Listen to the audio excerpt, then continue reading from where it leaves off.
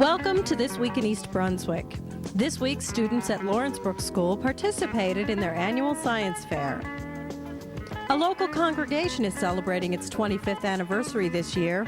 Father Jim Hayer of the Nativity of Our Lord Byzantine Catholic Church details the upcoming events. And a chance to sample delicious and exotic soups is coming up next week. It's an event to benefit the group Women Aware.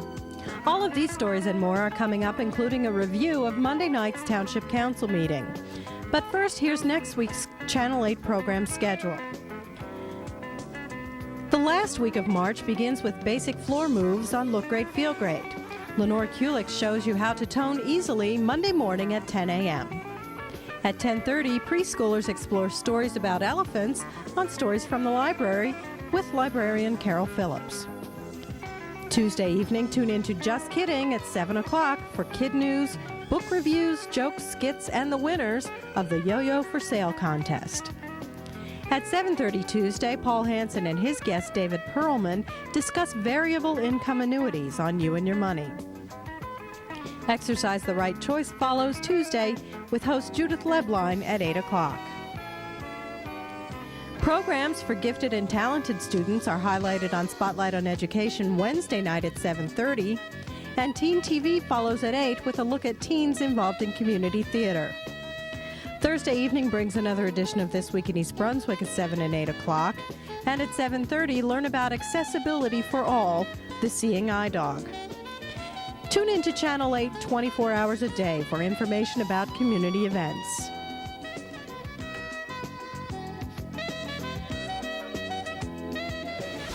Hi, my name's Father Jim. I'm the pastor of Nativity of Our Lord Byzantine Catholic Church on the bottom part of the Old Bridge Turnpike in East Brunswick. I'm dressed sort of semi-formally today because, as you can see behind me, we're in the middle of a great bake sale. Today is a legal holiday in our church. We call it the Feast of the Great Bake Sale, affectionately known as White Tuesday. We gather every Tuesday before Christmas, Thanksgiving, and Easter, beginning at 1 o'clock in the morning until about midnight. It's a long day to bake 1,300 loaves of homemade walnut and poppy bread. We start at the wee hours of the morning, conclude in the wee hours of the night. And as you can see, the folks behind me are quite busy indeed. We're doing all of this work in anticipation of our 25th church anniversary. Some of you folks may recognize our church as the old St. Thomas Church. It was originally here for many, many years until 1969, when our diocese bought it and renamed it Nativity of Our Lord Byzantine Catholic Church. We've been here 25 years, and our parishioners are working feverishly towards our grand anniversary celebration on October 2nd of this year, 1994. So in addition to the bake sale that we have Christmas, Thanksgiving, and Easter, we're anticipating other events, and we certainly welcome the public to participate in them. We're anticipating a bus trip to the Heritage Museum of our Byzantine Catholic Diocese of Passaic. We're anticipating this sometimes within the summer months, and we ask you to watch the cable announcements or the ads in the newspaper for further details. Now, at this Heritage Museum, you'll be able to see Byzantine artifacts dating back to the 14th or earlier centuries. Quite impressive indeed if you're a Byzantine Catholic or anyone interested in Christendom. We're also anticipating, this is something a little bit more secular, shall we say, an anniversary carnival sometime within the last week of September. And again, we ask you to anxiously watch the newspapers for further details on that. Finally, if there are any Byzantine Catholics watching us and don't know we're here, we ask you to join us in your prayers. We ask you to participate with us in the celebration of our 25th anniversary, which is October 2nd, and we ask you to stop by and pay a visit. I think we're a very friendly and outreaching church, and we invite you to celebrate with us every Sunday morning at 8 o'clock and 10:30. We ask everyone in the community, our friends and our neighbors, to say a prayer for us that God may be with us in our next 25 years. Thank you. Domestic violence affects nearly 1 out of every 2 women nationwide. Women Aware is Middlesex County's only agency for abused women and their children. Here's Executive Director Jackie Marich. Women Aware is Middlesex County's battered women's program. We deal specifically with victims of domestic violence and their children. We've been in operation for 15 years. We're going into our 16th year. We do operate a 24-hour hotline, which is staffed by a live person. You'll never get an answering machine or a message. They are all trained social workers. We have a temporary facility, shelter for battered women and their children up through age 18. And a woman can stay and try to get back on her feet and get connected with programs that will help her in the community. Most women stay an average about 6 weeks. We also, while they are in shelter, offer a variety of programs, including individual counseling. We do AIDS education and sexual health workshops. We also do workshops with the children in terms of communal living and their feelings. Part of our program in the shelter is weekly art therapy for the children, which we feel is very important. We also have an outreach office, and from our outreach office is coordinated our community education efforts. We have a legal advocacy program, 3 full-time legal advocates who can help a woman prepare for court, can accompany her if that's necessary. We also have a number of support groups running in the community. We have 4 different locations where we do support groups on a weekly basis. Do you provide permanent housing for women who come to you?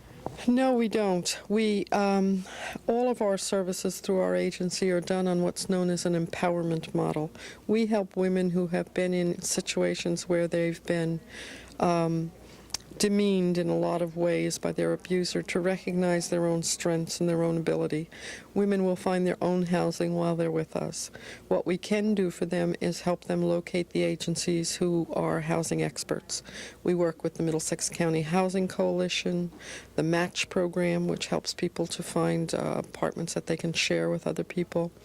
We work with the Homelessness Prevention Program, the Section 8 Certificate Program. We can help women to access all of these services, and usually through that they're able to locate their own housing. What sort of profile do the women have who come to you? There is no particular profile for the battered women. That's been studied for about 25 years now, and they've not come up with a profile of the battered woman. What we do know is that over time her self-esteem is lessened, but that's not necessarily an indication that she's going to be battered. We do have a profile for the person that batters, however, and that's generally a man in some 90–95% of the cases. And that's a person who is under stress, and under stress can't express themselves, isn't a very verbal person, tends to solve their problems by lashing out rather than talking about what's bothering them. And that's pretty, and we do believe that battering is a learned behavior. Some 85% of the men who batter do relate that they have witnessed their mother battered as a child. So there is a connection with their family of origin, and what they've learned as a child is appropriate behavior. Tell us about the upcoming fundraiser that you plan. Yes, last year we did our first major attempt at fundraising, and we did it for the purpose of renovating our shelter, which was then 15 years old and looking pretty seedy. We tried to make it as comfortable as possible, but it desperately needed new furniture. So one of our staff people had an idea of doing a soup kitchen, of providing soup for people that they could pick up on their way home in containers and you know, purchase for like $5 a container. We then were looking for a way to access bread and paper products cheaply, and we became involved with Frank Panico from Panico's Restaurant and Carmen Cabell from La Fontana in New Brunswick. And in helping us research where we could get these items, they thought that our idea was worth a lot more effort and could be a very big fundraiser. So with their guidance, we really did a very wonderful job with their help and the help of exceedingly valuable volunteers.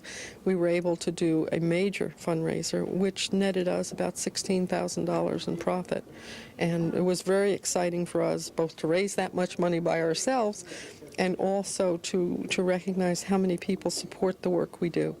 We're a low-profile agency because we need to protect our clients' confidentiality.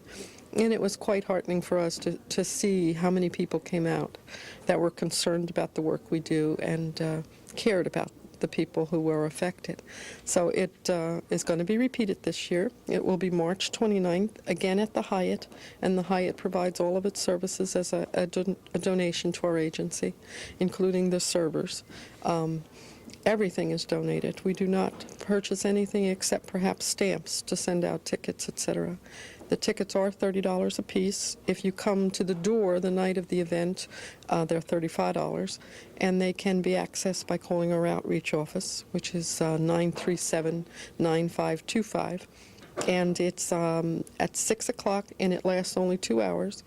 And what happens is 15 very elegant restaurants provide us with soup, and it comes into the Hyatt, and it's set up at stations around the room, which is a very large room, and people just sort of mill around and graze. There'll be little bowls at each table, and you can taste as many of the 15 soups as you'd like, or as few as you'd like, and stay as long as you'd like, or as little as you'd like. And we found it very enjoyable last year. No speeches, no big production, just a time to celebrate the success that we've had in our work and to enjoy the people who do support our work. What sort of soup? We have everything this year. Usually these recipes, these are not your luncheonette type restaurants. We're talking about Sinclair's and the Newsroom in Somerville and the Heights from Berkeley Heights and La Fontana and some of the more upscale restaurants, Stage Left to Foley's. So we're looking at very elegant soups, and we will have everything from crab bisque to vegetable soup, miso soup, smoked alligator gumbo. Some of them are very unique. At Monday night's Township Council agenda meeting, council members voted to hold a special action meeting in order to act on 2 important resolutions. One was the introduction of the 1994 budget, and the other authorized the council to go into closed session to discuss negotiations with several municipal employee organizations. The council then began the regularly scheduled agenda meeting, beginning with a presentation by members of the Vehicle Usage Study Committee. The committee's recommendations were as follows. Number 1, no township vehicle shall be used for personal use. Personal use of township vehicles for any reason, even in combination with township business, is strictly prohibited. Number 2, the practice of allowing township employees to take vehicles home should be limited to those personnel who routinely respond to emergency situations throughout the township. Certain employees in the Department of Public Safety, Department of Public Works and Water Resources, and the Department of Recreation, Parks, and Community Services generally fall under this definition. Specific recommendations are itemized under each department listing. All other personnel should draw a vehicle from a motor vehicle pool for the day the vehicle is needed. If a motor pool vehicle must be taken home because of late meetings, etc., authorization must be obtained from the employee's department head. Employees using personal vehicles should be reimbursed according to the most up-to-date IRS schedule. Number 3 in the policy recommendations is all non-police municipal vehicles. I'll say that again. All non-police municipal vehicles assigned to the vehicle pool should be clearly identified with a township seal and tagged with municipal plates. That would be MG plates. The Department of Public Safety will determine which of their vehicles should be unmarked and registered with non-municipal government plates. So we'll leave that up to the police department. Number 4, township management should always be in a position to know at any given time who is using a municipal vehicle, the location of the municipal vehicle, and the amount of gasoline used.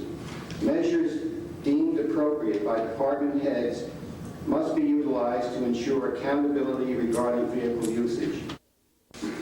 Now, the first item that we looked at was the mayor's office, Department of Administration.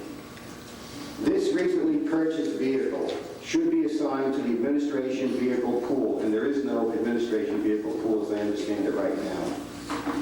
Should be assigned to the administration vehicle pool and made available as the administrator deems appropriate.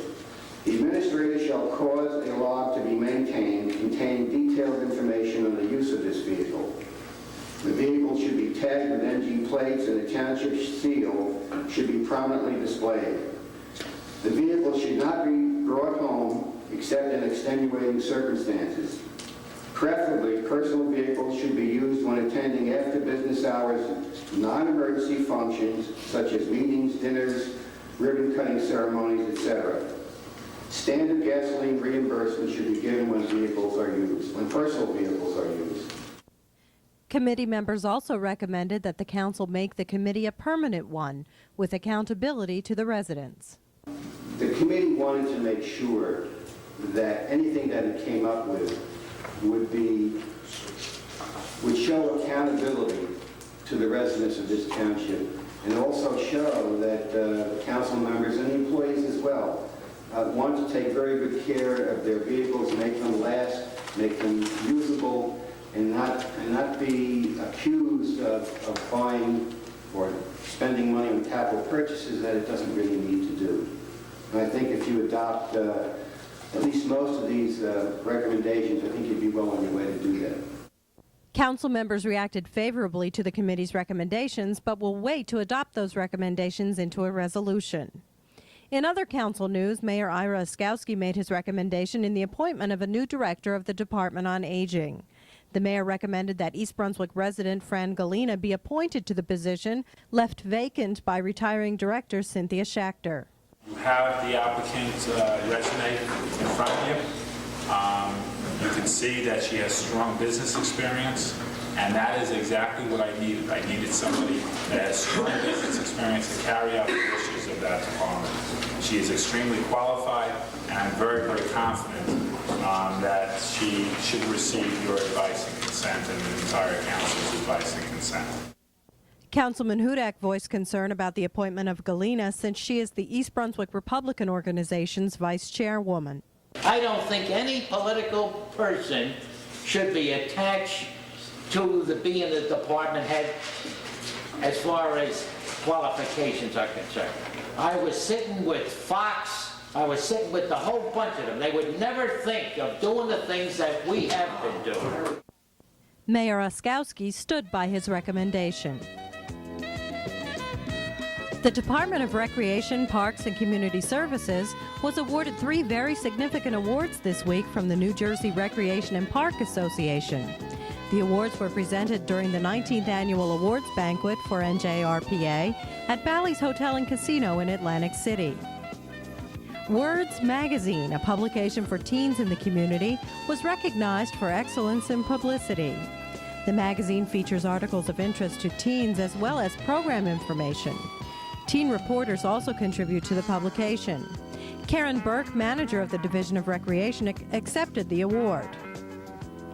The Daisy Recreation Center received the Kinsey Award for Excellence in Design. The Daisy Center was dedicated in 1993 and is the home of the township's Daisy Recreation Program, Friday Night Live, and all therapeutic programs. Tom Williams, Assistant Director of Recreation and Parks, was on hand to accept the award. The video presentation, A Family Aquatic Center, The Public Question, was recognized for excellence in educational programming. The public outreach and educational program for Crystal Springs was produced by Channel 8 and the Department of Recreation. And finally, unknown to Director Judith Levline, the New Jersey Recreation and Park Association honored her with the Association Service Award. Levline was selected because of her 16 years of commitment to the promotion of recreation, parks, and conservation in New Jersey. The plastic here is the ozone layer, and this is pollution. This has no water in it, and it's a lot hotter. But this one has no holes, and it's a lot cooler, but it has water. So this would be a normal day. But this one is what our world is coming to if we keep on polluting. Hi, I'm Amy Fisher. Today I'm at Lawrence Brook School with Linda Daly. Linda, you have a very exciting project happening here today. Could you tell us about it? Yes, this is a science fair that's a culminating activity for the 5th graders for their research paper. And they've chosen various science experiments to share with the 4th and 3rd graders. They're very enthusiastic, and I'm really impressed with how much they know about their experiments. How long have they been working on this project? These experiments they've only worked on for about a week and a half. Before that, their research took quite a while, and we thought it would be fun to pull it all together with this day. Thank you very much. When electricity goes through it, it decomposes into two kind of gases, hydrogen and oxygen.